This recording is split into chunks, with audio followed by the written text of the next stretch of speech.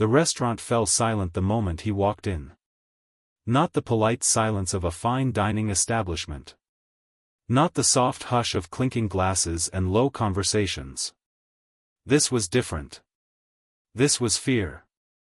The doors of Bellarosa's Italian trattoria opened slowly, and in stepped a man who did not need to raise his voice to command attention. His presence alone did it for him. Dark tailored suit. Silver hair brushed back with precision. A face carved by time and authority. Eyes that carried stories no one dared ask about. Don Vincenzo Moretti. The Sicilian Mafia boss whose name traveled across oceans in whispers. The hostess froze. Forks paused mid-air. Even the pianist missed a note. Behind him stood two men built like concrete pillars. Silent. Alert. Don Vincenzo didn't look around. He didn't need to. Power doesn't check if it's noticed. It assumes it is. He took a slow step forward. Then another. Reservation, one of his bodyguards said in broken English. The hostess swallowed. Why yes, sir. Right this way. They were seated in the center of the dining hall, not by accident. No one had asked for privacy. No one had requested the back room. When you are powerful enough, privacy finds you. The whispers began immediately. That's him, I heard he controls half the ports in Sicily, why is he here? Is this a meeting? At the bar, a man quietly paid his bill and left. Fear spreads quietly. Like perfume. The waiter approached the table nervously. Good evening, sir. May I start you with some wine? Don Vincenzo looked at him. The waiter blinked. The Mafia boss spoke. In rapid Sicilian dialect. The waiter's face drained of color.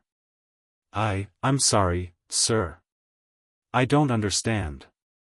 Don Vincenzo's expression did not change. He repeated himself.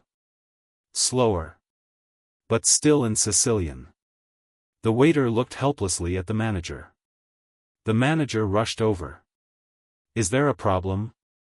Don Vincenzo turned to him and spoke again. Silence.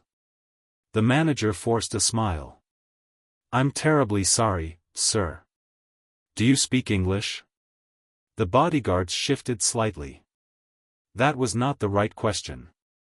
Don Vincenzo leaned back in his chair, studying the room. He had come here intentionally. He had chosen this small New York restaurant for a reason. And yet, not one person understood him. The tension thickened. Then. A soft voice came from behind. I can help. Every head turned. It was one of the waitresses. She couldn't have been more than 23. Dark hair tied into a simple bun. No heavy makeup. No attempt to draw attention. Until now. The manager stared at her. Sofia? You speak Italian? She stepped forward calmly. No, she said gently. Then she looked directly at Don Vincenzo. And spoke. In perfect Sicilian. Not textbook Italian. Not tourist phrases. But the deep, melodic, countryside Sicilian dialect, the kind spoken in villages where old men sit outside stone houses and speak of honor and bloodlines. The restaurant froze. Don Vincenzo's eyes sharpened. For the first time since entering, something changed in his expression. Recognition. Sofia continued, her voice steady. She apologizes for the misunderstanding. She asks what you would prefer to drink this evening. The bodyguards looked at each other. The Mafia boss leaned forward slightly. Then he responded. In Sicilian. Sofia translated smoothly. He says he will have Nero Diavola. And he appreciates someone who remembers where they come from. The room felt different now. The fear had not disappeared. But curiosity had replaced some of it. The manager quickly nodded. Yes, of course. As Sofia turned to leave, Don Vincenzo spoke again. She stopped. She listened. Then her eyes softened slightly. He asks, she translated quietly, what a Sicilian girl is doing serving tables in America. Now the entire restaurant was listening. Sofia hesitated for half a second. Then she replied in Sicilian. The boss did not need translation. But everyone else did. She turned to the manager gently. I told him, my father moved us here when I was 10. He worked the docks. He passed away 3 years ago. Don Vincenzo's gaze did not waver. What was his name? He asked in Sicilian. Sofia swallowed. Matteo Russo. The name hit the table like a dropped glass. One of the bodyguards looked up sharply. Don Vincenzo's fingers froze against the tablecloth. The air shifted. Slowly, very slowly, he stood. No one breathed. He stepped closer to Sofia.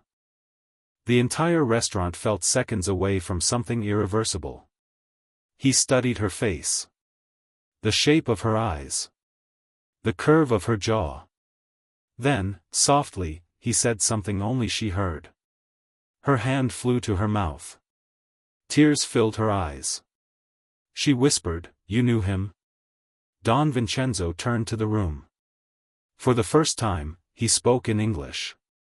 He saved my life. Gasps spread like wildfire. Years ago, he explained, when he was not yet Don, when he was just Vincenzo, hunted, betrayed, bleeding in a Sicilian port after a deal gone wrong, a dock worker had hidden him in a cargo container and smuggled him past men who wanted him dead. That dock worker was Matteo Russo.